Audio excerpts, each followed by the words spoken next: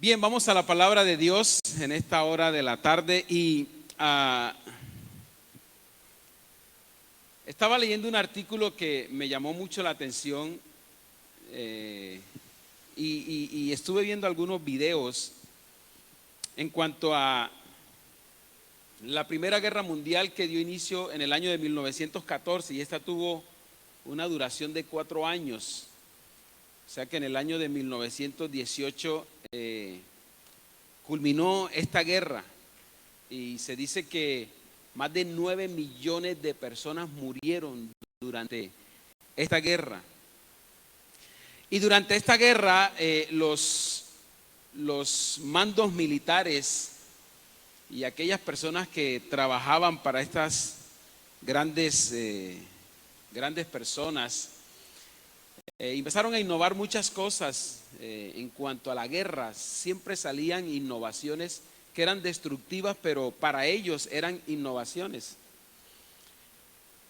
Y una de ellas fueron las famosas trincheras.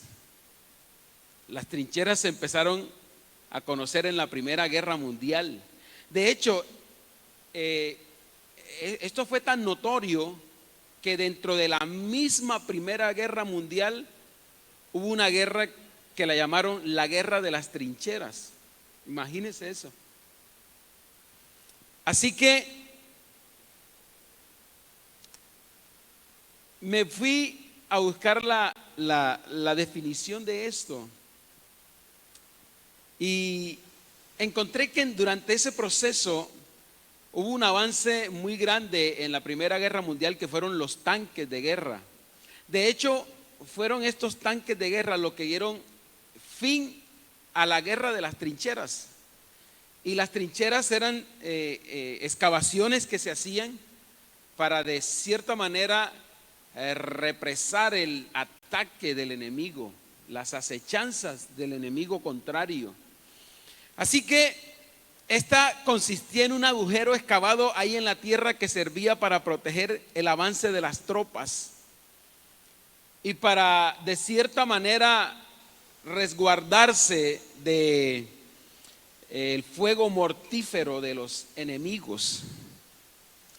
Pero también encontré que vivir en una trinchera se consideraba, o los soldados consideraban que era una maldición. Ahí la vida se hacía extremadamente dura, pero también era muy miserable la vida en una trinchera, porque ahí se podían pasar semanas, meses metidos en una trinchera. Así que esto hacía de la vida para ellos algo duro y miserable. El mal tiempo era una de sus maldiciones, porque una simple lluvia hacía de una trinchera un lodazal, al punto de que muchas veces era imposible moverse. El invierno era extremadamente duro, con temperaturas de hasta 20 grados Celsius, imagínese eso. En ocasiones era imposible moverse por el frío. Muchas veces el frío era tan fuerte que no se podía hacer ni fuego, imagínense eso. O sea, que hagamos una antorcha, prendamos candela, no se podía. Y aquellos soldados que velaban en las horas de la noche, la vida se convertía en una tortura. Las ratas circulaban por todos lados. Esto hacía que dormir fuera imposible, porque para estos animales tanto un cadáver como una persona muerta o una persona viva representaban alimento. Entonces era imposible dormir. La higiene era algo despreciable. Esta gente pasaba muchas veces semanas y meses sin poderse bañar. Y esto hacía que todos tuvieran piojos. Todo esto convertía sus vidas en algo debilitante, haciéndoles sentir miserables, despreciados, agotados, sin ánimos para vivir. Esta vida en las trincheras a muchos les llevó a tener desórdenes mentales, imagínense eso.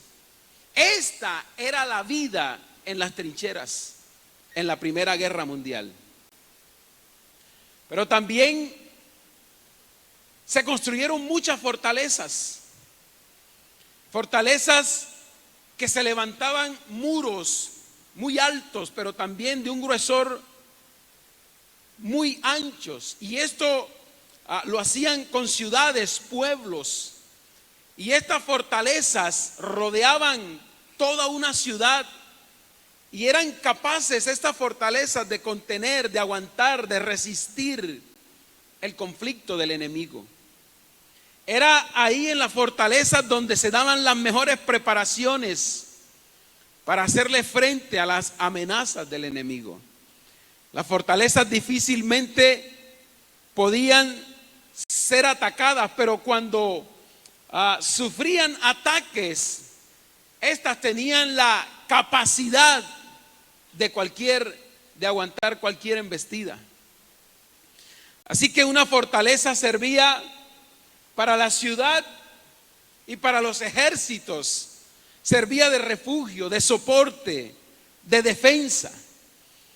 Y cuando nosotros vamos a la palabra, el salmista escribe algo bien interesante en el capítulo 107, versículo 6. Y él relata lo siguiente, y por favor usted me acompaña. Dice: alabad a Jehová porque Él es bueno, porque para siempre es su misericordia. Digan los redimidos de Jehová, los que ha redimido del poder del enemigo, y los que ha congregado en la tierra del oriente y del occidente, del norte y del sur. Anduvieron perdidos por el desierto, por la soledad, sin caminar, sin hallar ciudad en donde vivir, hambrientos, sedientos. Sus almas desfallecían en ellos mismos. El versículo 6 dice: entonces, ahí en su angustia, en su necesidad, en su escasez, dice, clamaron a Jehová en su angustia y los libró de sus aflicciones. Cuando nosotros en este capítulo 6 queremos mirar el carácter que se refleja de Dios aquí, podemos ver que lo que se refleja de Dios en este capítulo 6 es la bondad de Dios hacia un pueblo necesitado. Es esta bondad la que hace referencia a la misericordia de Dios. Una misericordia que es buena, que es compasiva, pero que también es generosa. Donde se refleja a un Dios que vela por su pueblo, aun cuando éste le haya fallado, aun cuando éste haya pecado contra él. Su misericordia siempre estará por encima de nuestras faltas. ¿Cuántos dicen amén a eso? Así que este amor de Dios es un amor incondicional. Y escúcheme, lo extraordinario de este amor es que nunca se va a dar por vencido con nosotros. Y yo creo pensar que todos los que estamos aquí en este lugar no estamos por voluntad propia. En algún momento Dios empezó a seducirnos, Dios empezó a llamarnos, Dios empezó a buscarnos. Y estoy plenamente convencido que muchos de los que estamos aquí fuimos tercos a ese llamado de Dios. En ocasiones podríamos decir que endurecimos nuestro corazón al llamado que Dios en su momento nos estaba haciendo. Pero escúcheme, Él siguió insistiendo por cada uno de nosotros. De hecho, usted y yo estamos aquí es por ese amor de Dios reflejado en cada uno de nosotros. Y cuando el profeta Oseas hace una referencia hacia el pueblo de Israel, este hombre escribe en el capítulo 11 de Oseas, versículo 4, diciendo lo siguiente: guié a Israel con mis cuerdas de ternura y de amor. Imagínense eso. Después sigue diciendo: quité el yugo de sus cuellos y yo mismo, dice Dios, me incliné para alimentarlos. Y lo que Dios le está diciendo al pueblo es que ya no es Faraón el dueño de ellos. Ya ellos no son esclavos de Faraón. Ya ellos no hacen parte de un sistema que les oprimía, que les mataba, que les torturaba. Ahora Dios les está diciendo a ellos: ustedes son libres de la esclavitud. Y al igual que este pueblo, nosotros tenemos que entender que como iglesia, que como familia, nosotros somos libres en el Señor. Nuestros hijos son libres en el Señor. Nosotros como matrimonio somos libres en el Señor.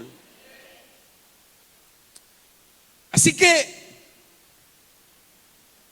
cuando nosotros entonces, al analizar esto, nos convertimos en familias de trincheras o de fortalezas, ¿en qué momento nosotros llegamos a este punto como familia, como matrimonio, como hijos?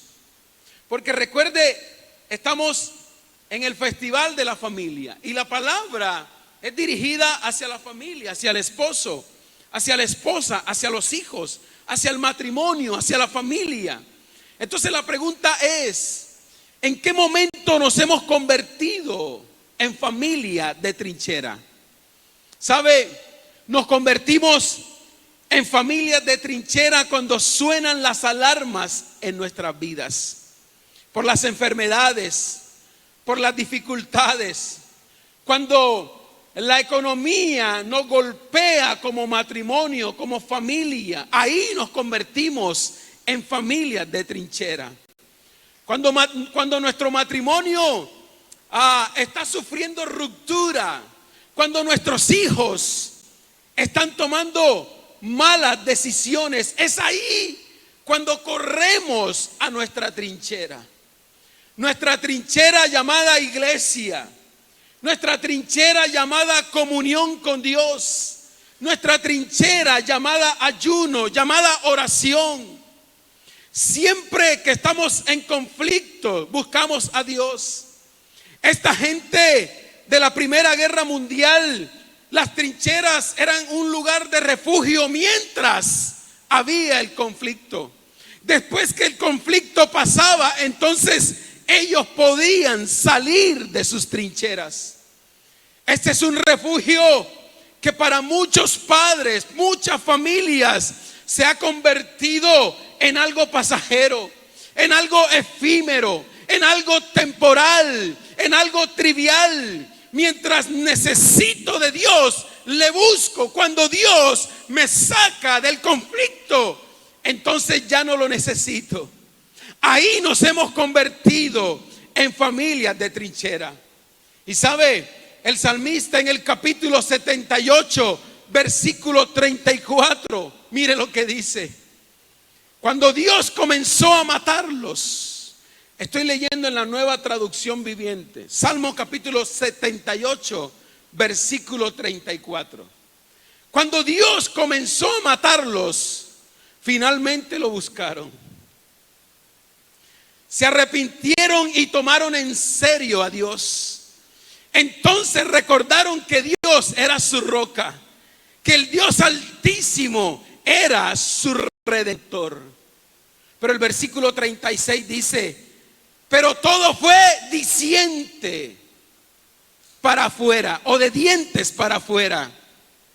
Le mintieron con su lengua. Y escuche esto. Y creo que en cierta parte de la iglesia, esta es la condición de la iglesia. Esta es la condición de muchas familias, de muchos matrimonios. Hay esposos que están pasando por crisis.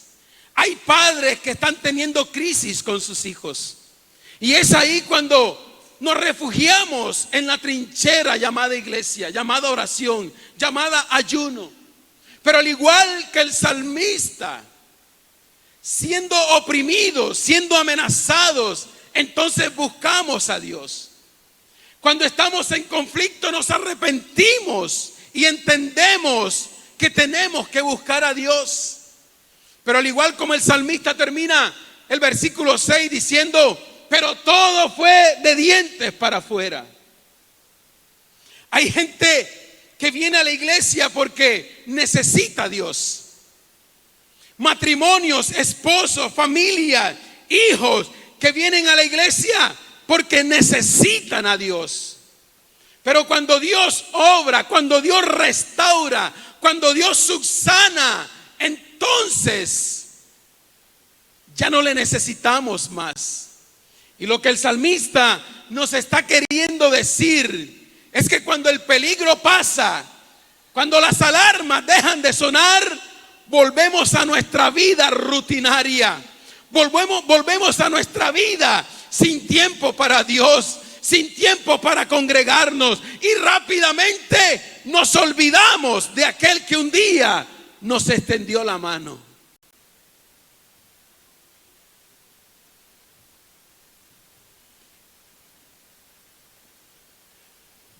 En el Salmo 106, versículo 13 dice, que pronto se olvidaron de aquel que les había hecho bien. No quisieron esperar su consejo. Qué pronto, qué rápido nos olvidamos de Dios. Somos rápidos para buscar a Dios en la necesidad, pero rápidos para olvidarnos de Él cuando ha suplido nuestra necesidad.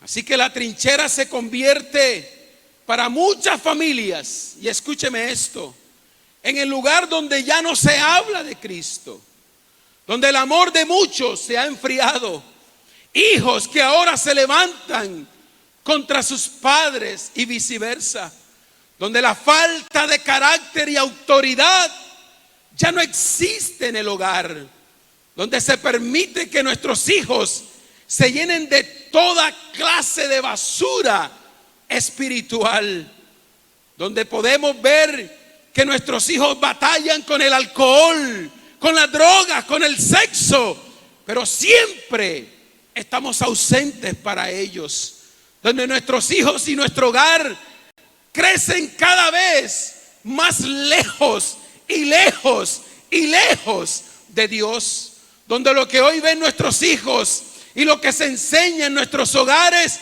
lo único que hace es alejarnos de Dios, donde nosotros mismos como familia, como iglesia, estamos condenando y sepultando a los nuestros por su pecado, donde nosotros mismos como padres y esposos creemos que ya nuestros hijos no tienen solución y que en nuestro matrimonio ya no hay ninguna esperanza, donde hoy más que nunca en una iglesia donde se cree que Dios está, el divorcio apremia, llevando hijos a vivir vidas disfuncionales y sin una dirección de Dios, donde hoy en día o donde hoy como pareja nos da temor confrontar el pecado de nuestros hijos, los que se jactan diciendo que son fieles, pero hacen el amor con náuseas, odiando a su esposa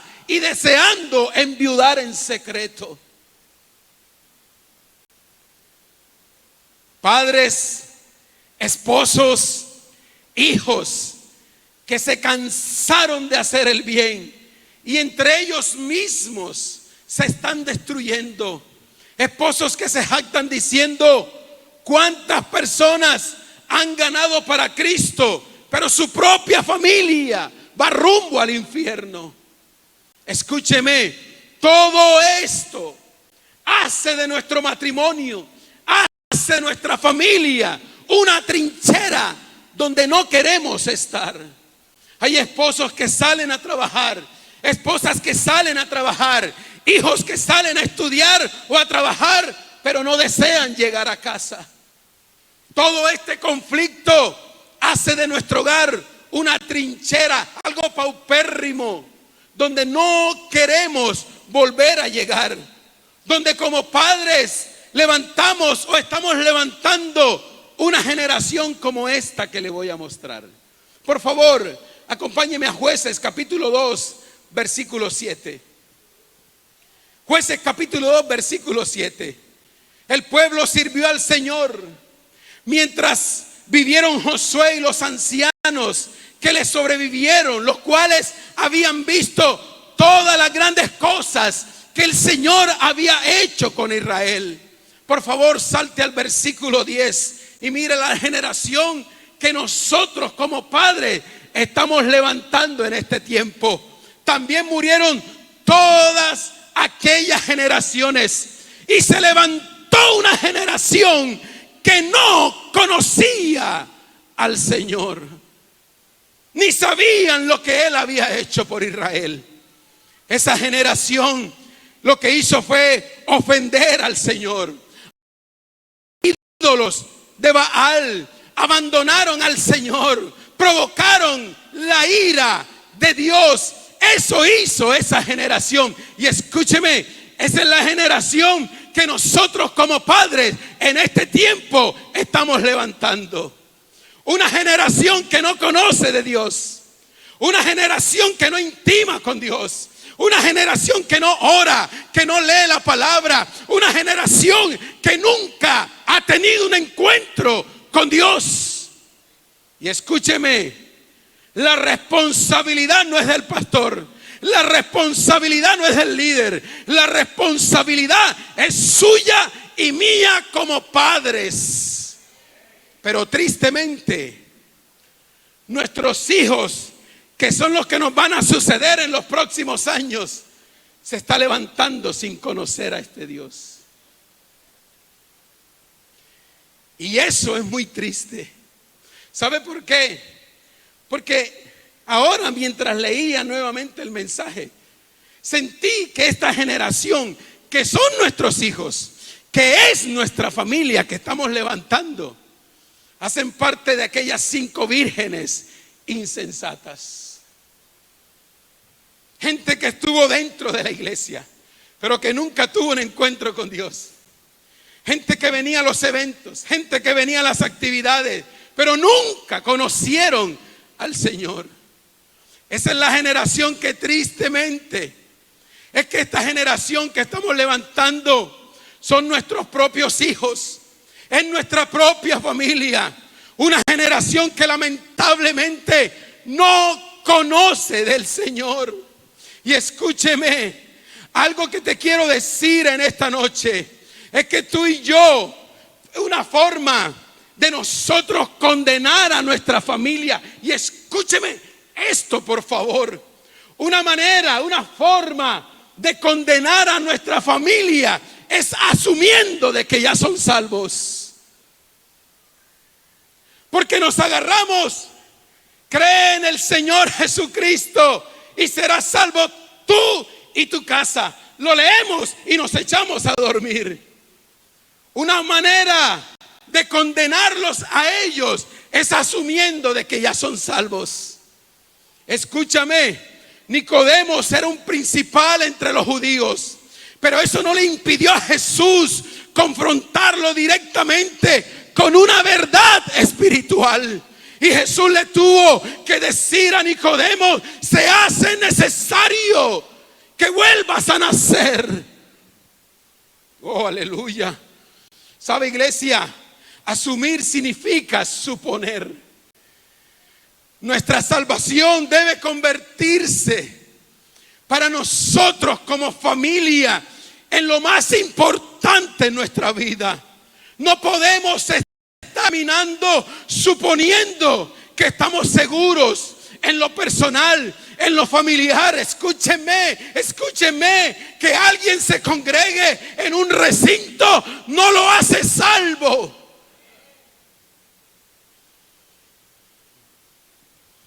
No podemos estar asumiendo que usted está aquí y sus hijos están allá tomando, fiestando, teniendo sexo ilícito y creer que ellos también van a ser salvos.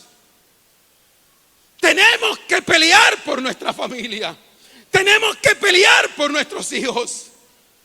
Escúcheme, nos jactamos diciendo: pastor, me gané a 5 personas para Cristo. 10 personas bajaron a las aguas, pero ¿y los nuestros qué? ¿Los nuestros qué? ¿Dónde están los nuestros? Pero nos jactamos diciendo, preparé a 10 personas para el bautismo y los nuestros están yendo rumbo al infierno. Nos hemos convertido en familias de trinchera. Cuando el chico o la chica está metido en las drogas, en la prostitución, entonces nos refugiamos en Dios. Entonces buscamos a Dios. Y creemos que una oración lo va a sanar todo. No, no, no y no. Escúcheme, su familia y mi familia debe ser nuestra primera iglesia. Debe ser la primera gente que usted se levante todos los días y hablarle de Cristo, compartirle de Cristo, que nuestros hijos conozcan de Dios. Oh, aleluya.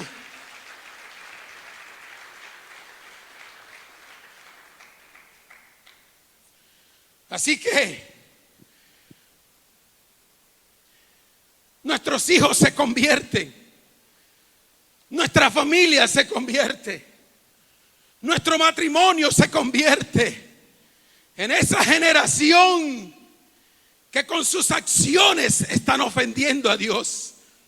La generación que estamos levantando es una generación que le sirve a la moda, le sirve al sexo, le sirve a los placeres de este mundo. Hijos y familia que desde hace mucho tiempo han abandonado a Dios.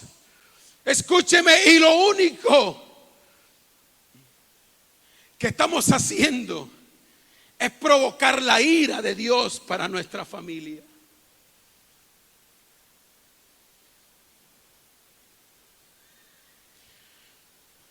Y la pregunta que surge, en realidad estamos tan ocupados para no hablarle a nuestra familia de Dios. En realidad estamos tan ocupados para que nuestros hijos conozcan de Dios. En realidad, hermano, ¿de qué le sirve a usted y a mí tener empresas, dinero, negocios, trabajos, pero tener hijos que no amen a Dios, que no se apasionen por Dios?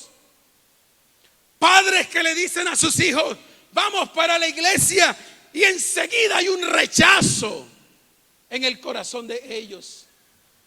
Hijos que se han levantado con un corazón endurecido, Pastor Freddy, hacia Dios, que no quieren saber nada de Dios, que no quieren saber nada de iglesia, que no quieren saber nada de encuentro con Dios.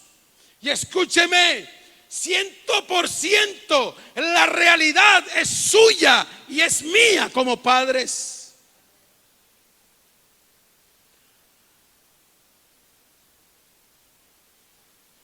Deuteronomios capítulo 6. Versículo 6 dice: grábate en el corazón estas palabras que te mando hoy. ¿Para quién es esa ordenanza? Le hago una pregunta: ¿para quién es esa ordenanza? Para nosotros como padres. Grábatelas. ¿Cuál es la ordenanza? Su palabra. Dice: grábate en el corazón estas palabras que yo te mando hoy. Y después dice: incúlcaselas continuamente a tus hijos. Pero si como padres no tenemos palabra,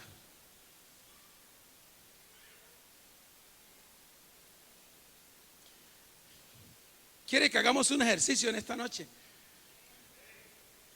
¿Quiere que hagamos un ejercicio?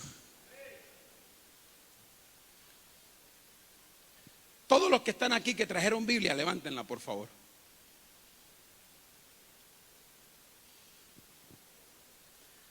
Vamos, levante la Biblia. Si usted viene a la iglesia, usted tiene que traer Biblia. ¿Sí o no? Levante la Biblia, por favor. Mire, Pastor Freddy. Un 30% de la iglesia trae Biblia, el resto.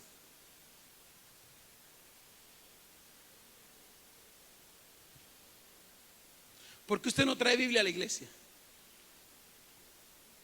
Lo dije hace unos días atrás.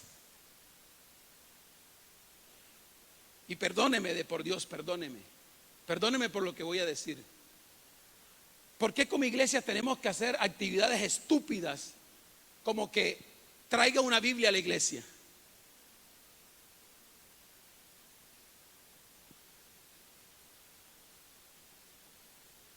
¿Por qué?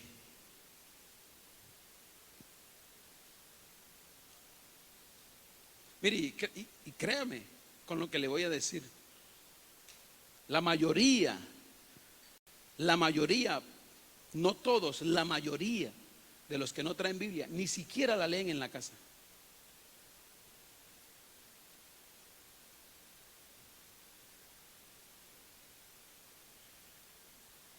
El día lunes me invitó un amigo a almorzar.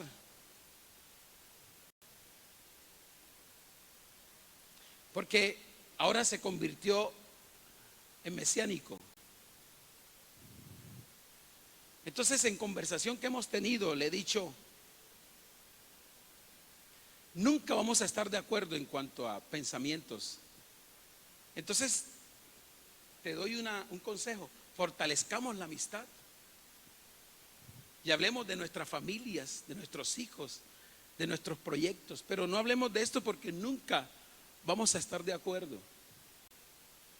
Entonces fortalezcamos esta amistad tan bonita que lleva años. Y me dijo, te quiero invitar el lunes a almorzar. Hermano, yo acepté la invitación porque el restaurante donde me invitó me gusta. Y fuimos. Y apenas llegamos allá, ¿sabe qué fue lo primero que hizo? Abrió el bolso y sacó una Biblia y la puso en la mesa. Yo dije, increíble, hermano. Esto es lo que nosotros como hijos de Dios debemos hacer. Usted no puede andar sin su Biblia. ¿Sabe por qué? Porque en cualquier momento Dios te va a presentar la oportunidad para que le hables a alguien del Señor.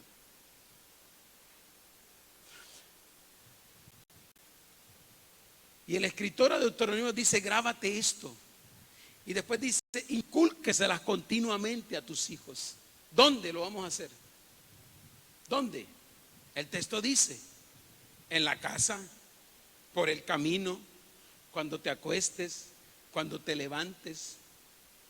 Así que en este texto hay una ordenanza de Dios para nosotros los padres. ¿Y sabe qué es lo que Dios está queriendo decir ahí? Háblale a tus hijos de mí, que ellos me conozcan. Eso es lo que Dios está diciendo. Háblales, que ellos me conozcan. La generación que se levantó, que fue una generación que no conoció a Dios, fue porque nadie tuvo la pericia de hablarle a esta generación de Dios, del Dios de Israel, el que hizo maravillas y prodigios. Y Dios nos está diciendo en esta noche, yo quiero que tus hijos me conozcan. Háblales de mí, que ellos puedan tener un encuentro conmigo. Pero quiere que hagamos otro ejercicio. Usted está aquí y la pregunta es, ¿dónde están sus hijos?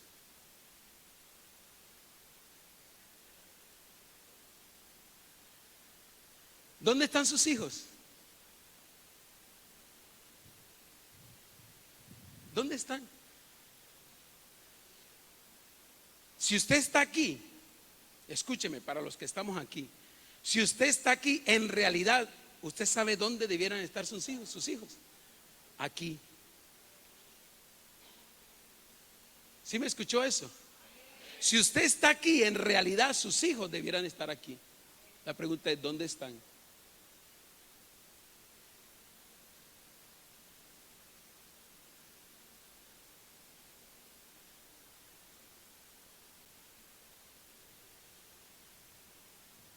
Porque de nosotros no hablarle a nuestros hijos de Dios, de no ser así, estaremos levantando una generación que no conoce a Dios. Y le voy a decir algo, eso es triste y lamentable.